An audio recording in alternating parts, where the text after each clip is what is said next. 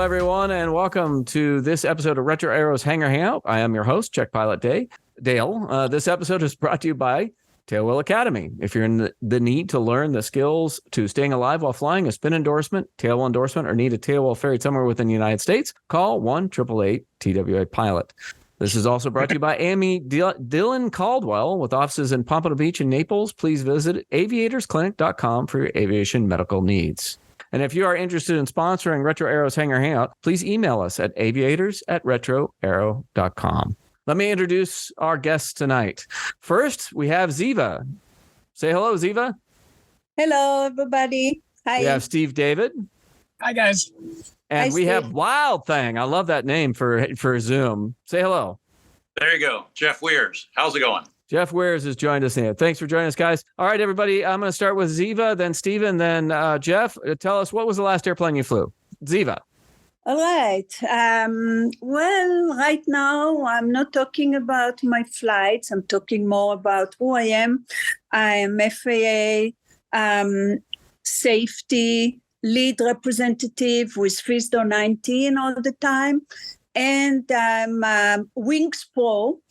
And I have a lot of activities getting done lately for pilots, and I'm interested to invite everybody, which can get a lot of knowledge from that. I'm an ATP pilot and many kind of planes, currently working as a pilot. And now, introducing Steve David. Pleasure to be with you, Dale. And I fly a Cessna 182, a T-182 2018 model. Excellent. All right, Jeff. Tell us what you flew last. L-23 Super Planet Glider. Very cool. I've got about, I think, 0.4 in a Planet. That's excellent. Very good. All right. So now we're going to go back. Ziva, you told us a little bit about yourself. Steve, tell us a little bit about yourself as well. I'm just a business pilot for my own use and the advanced ground instructor for American Flyers at their Pompano location. So once a month for 3 days, I get to work with young students on the way up that are going on to the airlines. Excellent. Jeff, tell us a little bit about yourself. Retired air traffic controller. I did 33 years in the center option. I'm building a Vans RV8 now. That's part of what's in the background. Oh. And otherwise, just doing that and building boats and keeping busier now than when I worked for a living. That's fun. Retirement is great as long as you keep busy. Keeps you young. Not a worry. I like it.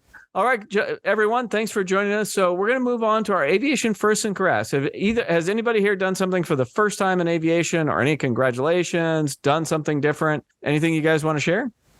Not yet. Not yet. Steve? No?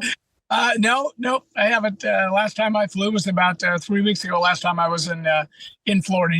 Just did some pattern work and knocked the rust off. Gotcha. Ziva, when's the last time you flew? I can't talk about it, but long ago, something personal happened to me. I lost a friend in aviation and I couldn't be captain anymore. Understood.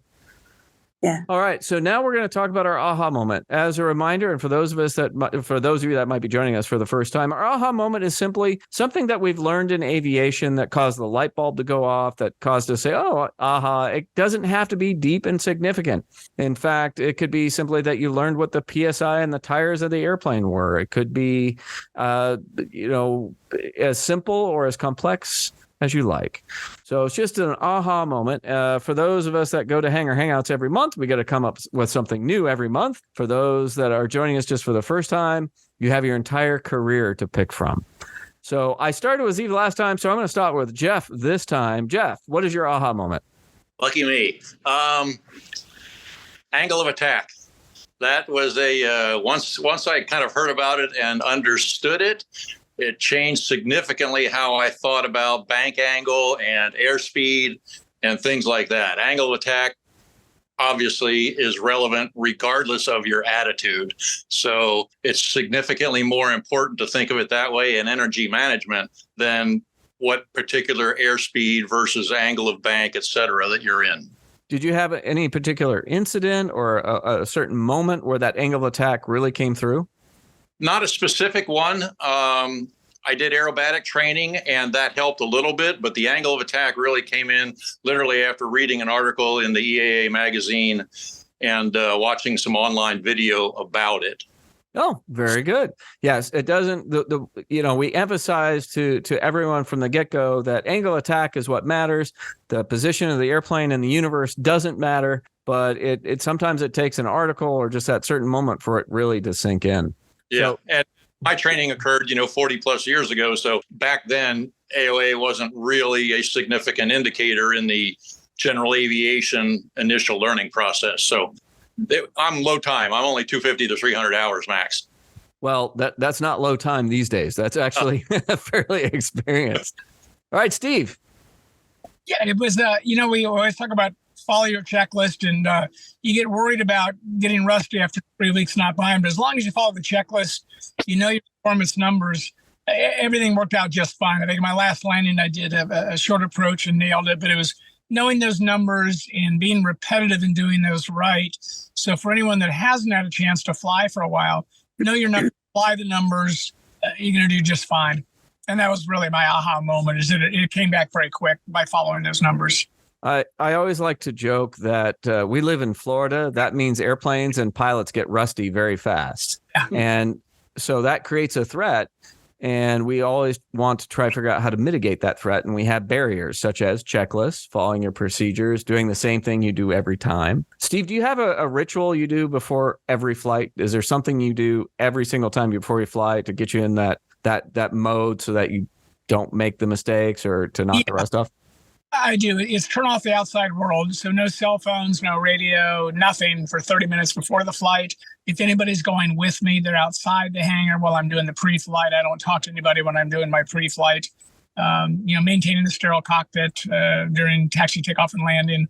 And those are absolutes. They're non-negotiables. And as long as I do that, I'm able to focus on what I need to do and make sure that the pre-flight is thorough and all the procedures are thorough as well. I really like that. I never thought about that, but just saying, nothing personal, but I'm going to go pre-flight, stay out of the hangar is a great idea. I've never thought of that before. But yeah, distractions from passengers asking questions or cell phones and whatnot, and that's an easy way to miss something. So that's a really great technique I'd never have thought of before. I like that. Ziva, yeah. I know it's been a while since you've flown, but looking back at your entire career history, what was what aha moment would you like to share with us? Well, I will go with what Stephen mentioned about the checklist, and I'm talking about the importance of the out of the plane checklist before you getting in. I mean, inside, we're all doing it like robots, but outside, sometimes we do not pay attention to tiny things like small screw, which is loose, to the pin, which got released from that. And I remember I did on Cessna 402, walk around and checking with my chief pilot. It was part 135, and the chief pilot walked with me and showed me all the list. And then while I was attempt to land, my nose gear collapsed. And while I was landing. And as I found out, the pin came out and the bob got released. Why? Because one of us probably was busy talking with the other one. So the same day like you do in your big airplane, and you go, and if somebody will interrupt you in the middle of the checklist, you will have by law to go again and do all the checklist again. Here, it's not a social conversation. And when you walk around the plane, just pay attention to that. Continue doing one by one by one, and nobody should interrupt you on any stage. And that's what I want to talk about. That's very good. Yeah, we have a rule in the airlines that if the checklist gets interrupted, we have to start over from the beginning, because you never know what you may have missed in the process. So that's a really good aha. And very dramatic way of realizing you missed something small, so the gear collapse. So, all right. So thank you very much, everyone, for sharing your aha. So next we're going to move on, and we're going to talk a little bit about a recent incident that occurred here in Pompano. Normally, I will read a safety review from Catherine's report. For those that aren't aware, just recently, a Broward County fire and rescue helicopter had a tragic event just short of the airport. From the video, it just happened today. In fact, it happened at 8:45 in the morning of the recording of this podcast.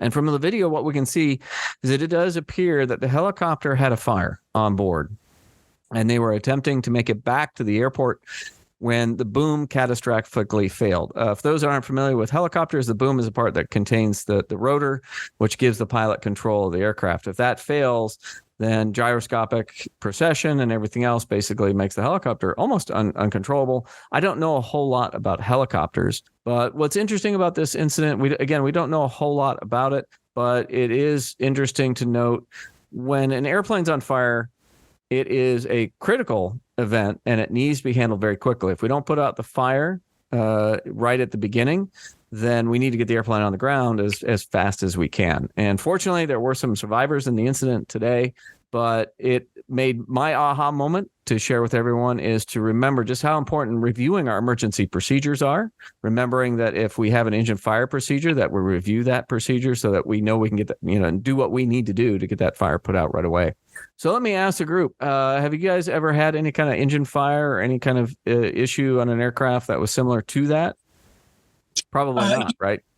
Actually, way back in 1976, my Cherokee 6, leaving Bimini, lost power at about 2,000 feet. And Cherokee 6s are, sleds, so it wasn't going to come back to Bimini. But South Bimini had a runway that then was about 1,500 feet, and the winds were good that I could actually make it there. So that was one of those. You have to know, the performance characteristics of your plane, altitude. What is your glide ratio? Can you make it? So only happened one time, and it worked after I landed. It was basically the fuel selector was bad, fixed that. Came back to the U.S., but that goes, way back. One question, Dale: if the chopper, once it caught fire and they were trying to make it back to Pompano, one wonders, and of course none of us were in the cockpit, if there might have been a safe place to land right away rather than trying to make it back to the home airport. And I guess we'll know that later. That's true. At first there was a question whether or not they knew there was a fire, and then apparently someone pulled the live ATC tapes, and from what they were saying is they were aware that there was a fire. And one of the questions we talked about today is, do you try to make it back to the airport or do you put it down on the ground before the airport? And a lot of it depends on the severity of the fire. They may not have been aware of just how severe that fire was on board the helicopter, and they were thinking they could at least get it back to the airport property where there'd be less chance of any kind of harm to anyone on the ground. Sure. I think they were doing their best to get back to airport property, and unfortunately, the thing just did not hold together. With a helicopter, I'm not a helicopter pilot. You look at the video and go, man, they should have just put it on the ground right away. Fire is one of those things where you don't want to delay getting onto the ground, at least in an airplane. If you can get the fire out, that's great. But as private pilots, we always practice, okay, I have an engine fire, I'm doing an emergency descent, and I'm going to put the airplane on the ground. As soon as the fire goes out, I then go back to an engine failure procedure. But I don't know enough about helicopters to comment other than to say that at least in airplanes, if that engine's on fire and we can't put that fire out, we put it on the ground as soon as we possibly can, anywhere we can. We don't try to stretch our glide or try to glide the airplane.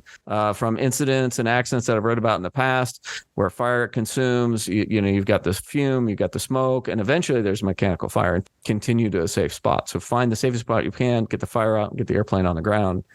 I don't know what these guys knew exactly, and my guess is the pilot was doing their best to get to a safe zone so that there wouldn't be any harm to people or folks on the ground. Yeah, get home, this will kill you every time, though. That is true. And sometimes, the airport, he was so close to the airport. In fact, when we saw the smoke, we just finished doing a tailwheel endorsement and walked out of the hangar and saw the smoke, and I thought it was on the airport property. When I saw it, I thought it was at Dar. Just to the west part of the airport property. And in fact, we jumped into the golf cart and ran over there to see if we could help, and then realized it wasn't actually on the property, on the airport. He was very close to the airport. He almost made it back to the airport. He or she almost got us back there.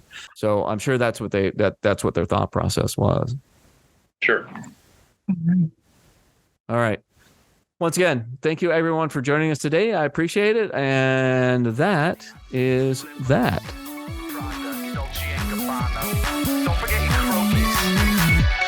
you go bow